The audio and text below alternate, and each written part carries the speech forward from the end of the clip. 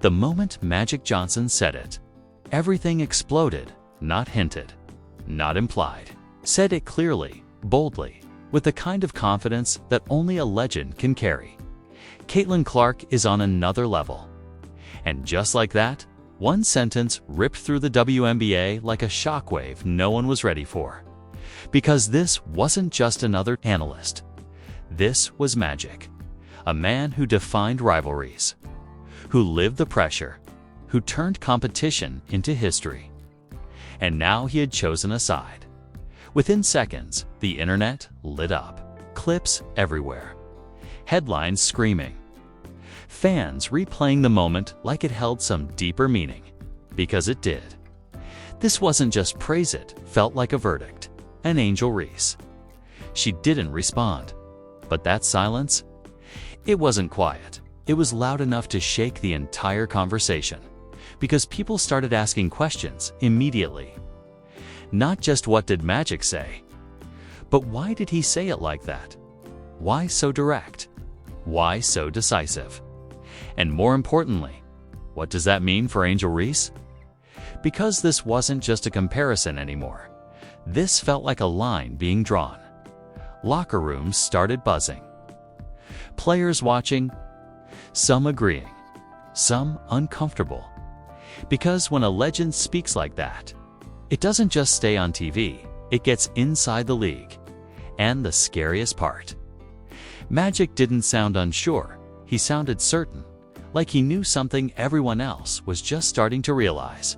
And that realization was about to change everything long before Magic Johnson dropped that statement.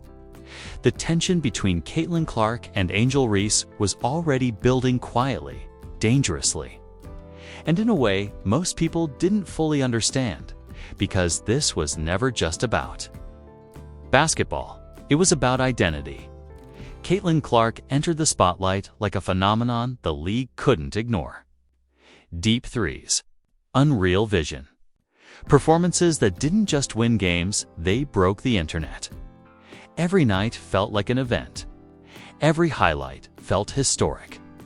And with that came something the WNBA had never seen at this scale: attention that didn't fade. Angel Reese, on the other hand, didn't arrive as a moment, she arrived as a force. Physical, relentless, emotional. A player who turned every possession into a statement. She didn't just play the game, she imposed herself on it. And long before Clark became the center of the conversation, Reese had already built her name through dominance, energy, and a presence that demanded respect. Two stars, two completely different paths. One spotlight, and that's where everything started to shift. Because the spotlight didn't stay balanced. The more Clark dominated headlines, the more the narrative started to tilt. Not intentionally, but noticeably. Every record she broke, every sold-out arena, every viral clip hit, all pushed her further into a position that felt bigger than just a player. She became the story. And Reese? She became part of it, not as the focus, as the comparison. And comparisons don't stay neutral, they create pressure. Because suddenly, every performance wasn't just about winning, it was about proving something. Proving you belong, proving you're not second, proving the narrative is wrong. At first, it stayed competitive. Their NCAA clash lit the spark. The gestures, the stare downs, the energy, it felt raw, authentic, electric. Fans loved it. Media amplified it. And just like that, a rivalry was born. But rivalries evolve, especially when they follow you into the professional stage. Because once they both entered the WNBA, the stakes changed. This wasn't college anymore. This was careers, money, legacy, control, and suddenly, the same rivalry that once felt exciting started carrying weight. Clark's game translated instantly. Numbers, impact, attention. The league began shifting around her broadcasts, marketing, conversations. Everything seemed to orbit in her direction. Reese didn't disappear. She fought harder, played tougher, brought more intensity. But the narrative? It didn't move back, and that's where frustration started to grow. Not publicly, not loudly, but internally. Because when you know what you bring and the world keeps talking about someone else doesn't feel like competition anymore. It feels like imbalance. And inside the league, people noticed, teammates, opponents even, veterans who had seen everything before, because this wasn't just two players rising. This was one narrative rising faster than the other. And when narratives move faster than reality, tension follows. Then came the comparisons. Endless, relentless. Who's better? Who's the face of the league? Who matters more? Questions that didn't just create debate. They created division, because now players weren't just competing on the court. They were being judged in a story they didn't control. And that pressure, it doesn't stay external. It leaks into games, into interactions, into moments no one can fully explain, but everyone can feel. So by the time Magic Johnson said what he said, this wasn't a fresh take. It was gasoline on something that had already been burning. And what people didn't realize yet was how close that fire was to exploding. The second Magic Johnson said it out loud, it stopped being a debate and turned into a declaration.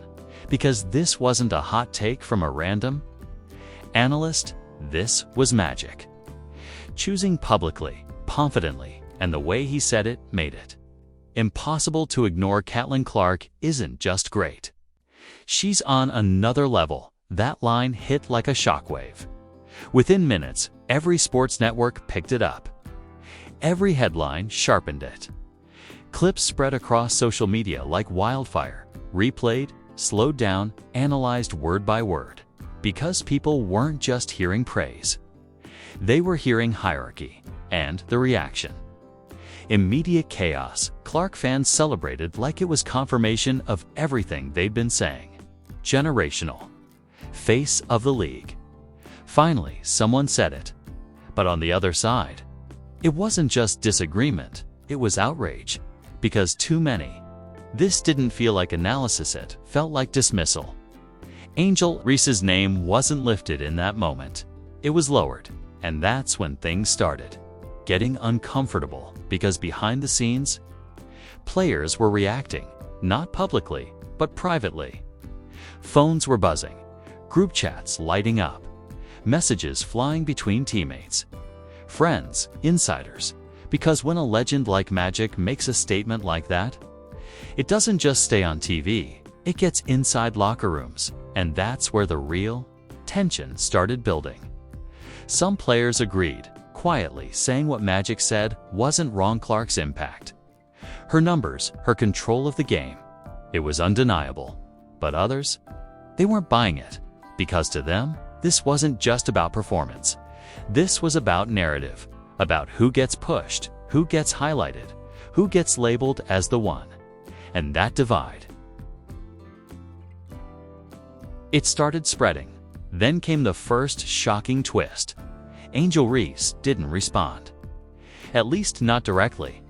No interview, no statement, no confrontation. But what she did instead hit harder.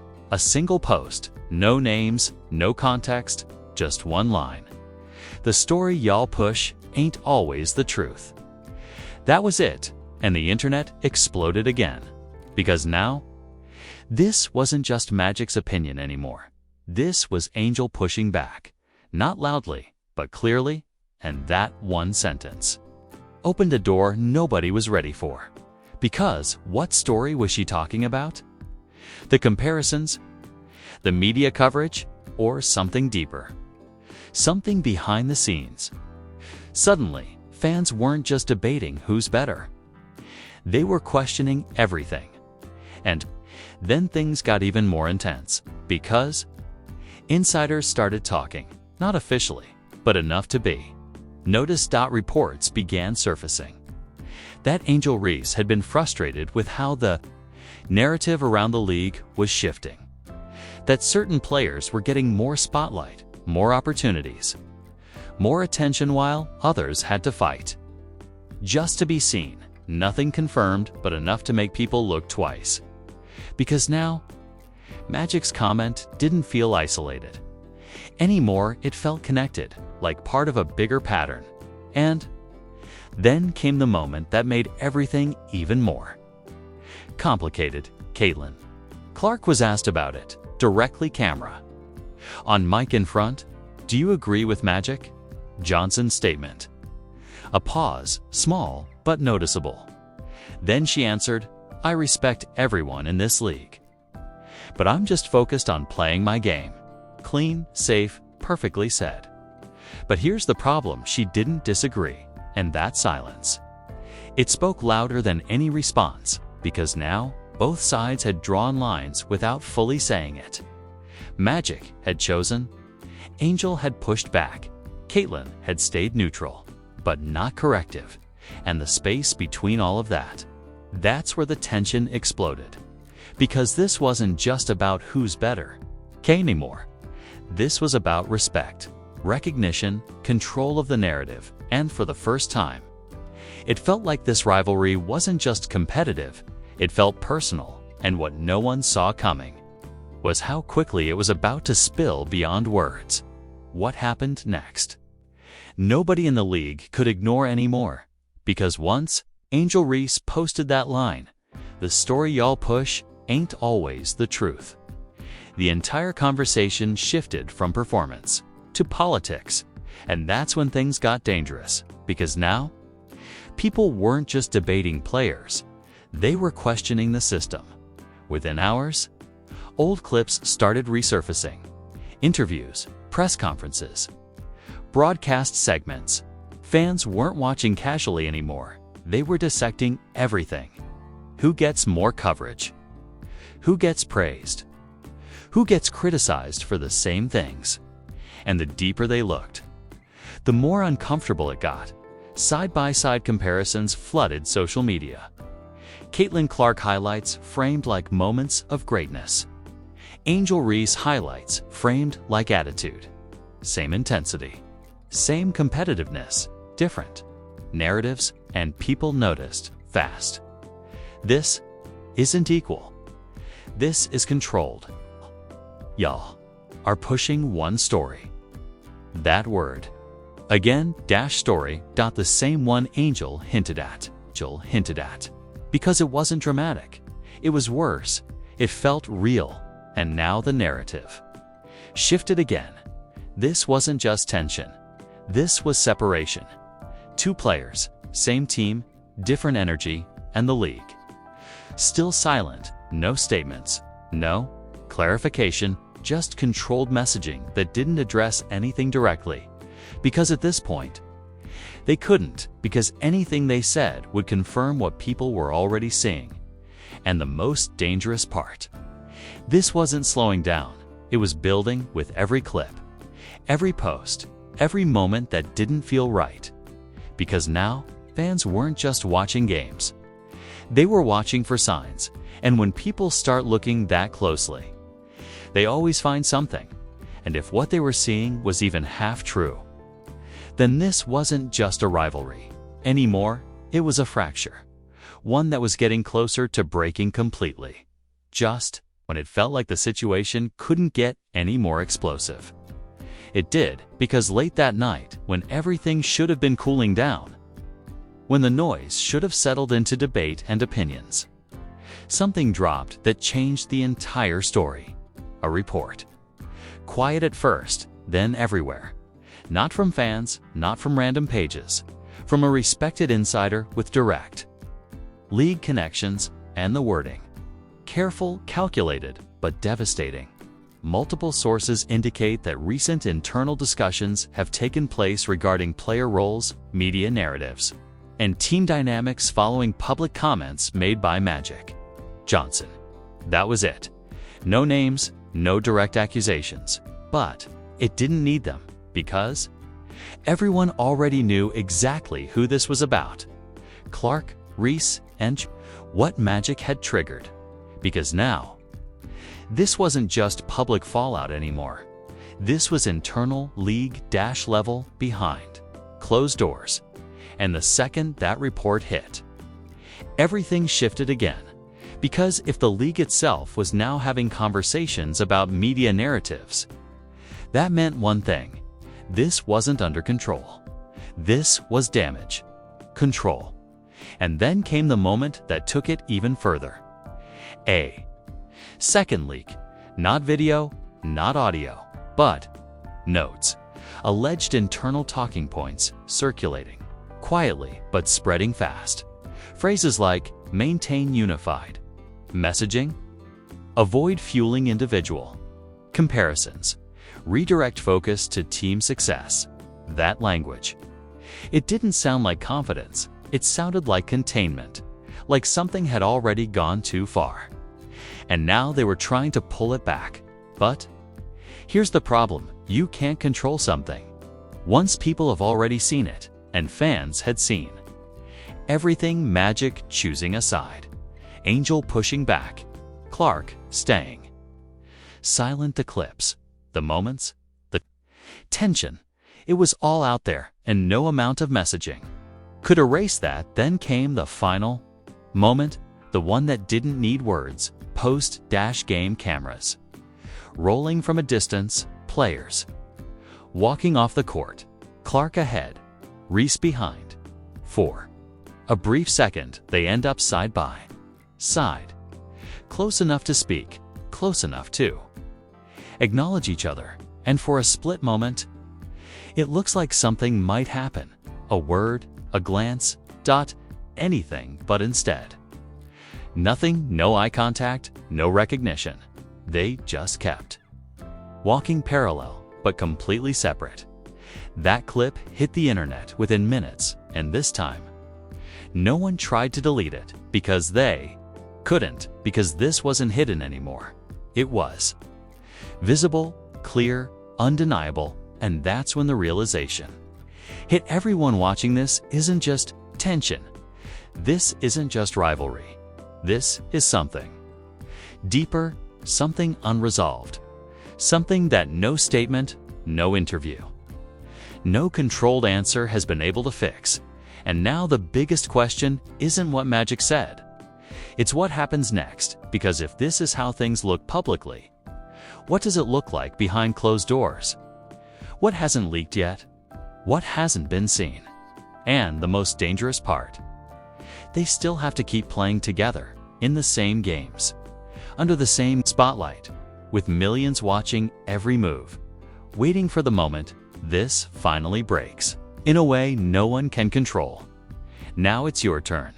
You've seen everything. Magic Johnson taking a clear side, Angel Reese pushing back without saying names, Caitlin Clark staying calm but never correcting it, and all those moments that don't look like teammates. They look like something else. So what do you really think is going on? Is Magic right? Has Caitlin Clark truly separated herself as the face of the WNBA? Or is this a narrative being pushed while players like Angel Reese are being forced into the background? And those clips, those interactions, that silence between them, does that look like normal competition to you? Or something deeper that nobody wants to admit? Because at this point, this isn't just about basketball anymore. This is about respect, control, and who really owns the story of this league. Drop your real opinion in the comments. No neutral takes. Pick a side or break it down your own way. And if you want more high-drama breakdowns like this, where we go beyond highlights and expose what's really happening behind the scenes, hit like, subscribe, and stay locked in.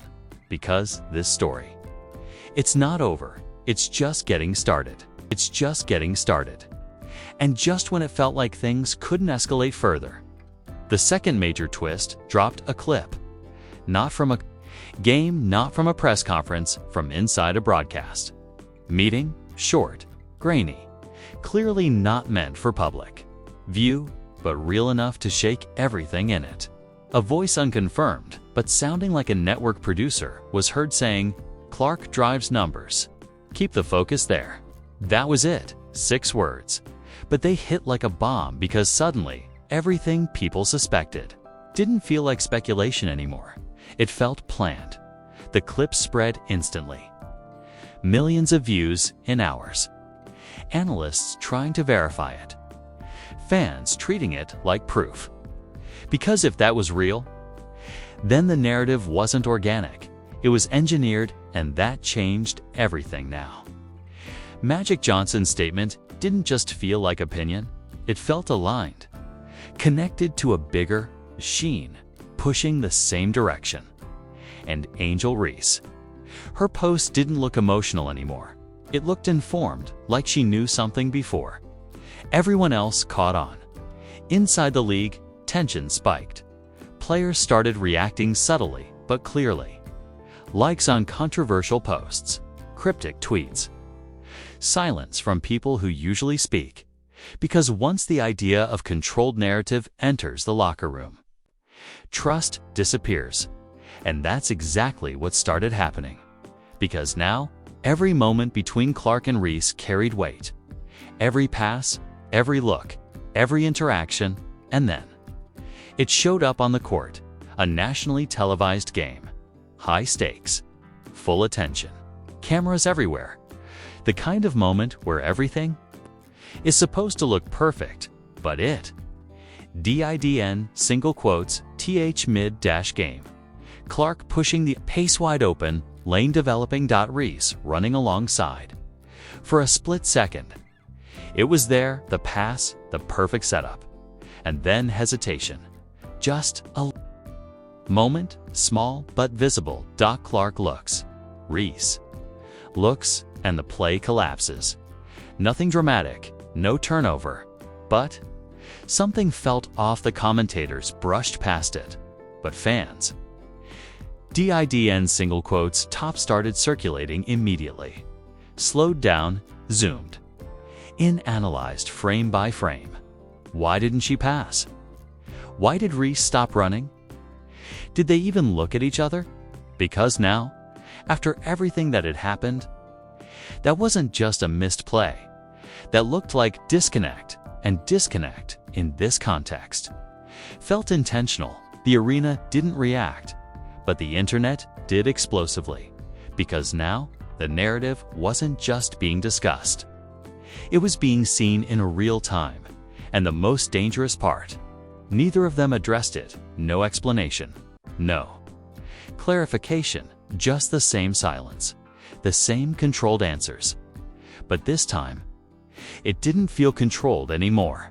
It felt like something slipping.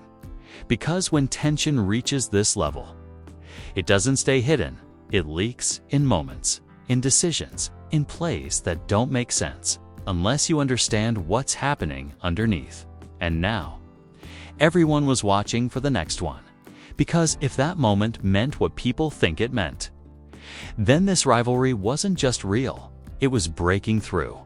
And the next time it showed itself, there would be no way to explain it away. By the next morning, it wasn't just a sports story anymore. It was a full-blown media storm. Every network, every platform, every show leading with the same question: did Magic Johnson just expose something bigger than basketball? Because now, the fallout wasn't contained to fans. It had reached everywhere. Debate shows turned into battlegrounds. Analysts shouting over each other. Some defending Magic's take as truth, others calling it dangerous, divisive, even irresponsible. Because this wasn't just about skill anymore, it was about perception, and perception. It was spiraling out of control. #Clark vs. Reese started trending worldwide, not as a rivalry, as a divide. Clark supporters doubled down harder than ever. Highlight reels, stats, impact numbers, sold out arenas. She's carrying the league. Magic just said what everyone knows. But Reese supporters, they weren't backing down. They came louder, angrier, more personal. Y'all ignoring her impact. Y'all rewriting the story.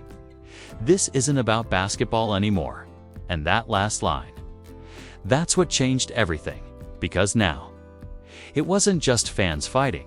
It was communities, perspectives, beliefs about fairness, recognition, and who gets elevated and why, and right in the middle of it all, Angel Reese.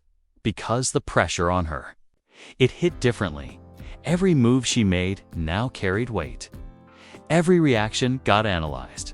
Every expression turned into a headline. Even when she played well, lit didn't matter. The narrative followed her, not the performance. And you could see it. The intensity was still there. But now, so was frustration. Because she wasn't just competing anymore. She was defending herself against a story she didn't write. And Caitlin Clark. The spotlight around her became suffocating because now every success came with backlash. Every great game. Of course, the system is built for her. Every mistake. C. Overhyped. There was no neutral ground left, only extremes. And that pressure, it doesn't stay external, it creeps in. Inside locker rooms, inside team dynamics, inside moments that don't get broadcast, reports started surfacing quiet at first that teammates were feeling it too. Not picking sides publicly, but internally. Things weren't as smooth, because when one player becomes the center of everything, it changes how everyone else feels around them, even if no one says it. Then came the moment that made everything worse. A courtside clip, unfiltered, no commentary, just raw footage. Clark walking to the bench, Reese already sitting. Clark says something quick, low. Reese doesn't respond, doesn't look, doesn't react. Just stares forward, cold, distant, like the words didn't matter or like they mattered too much. That clip spread instantly.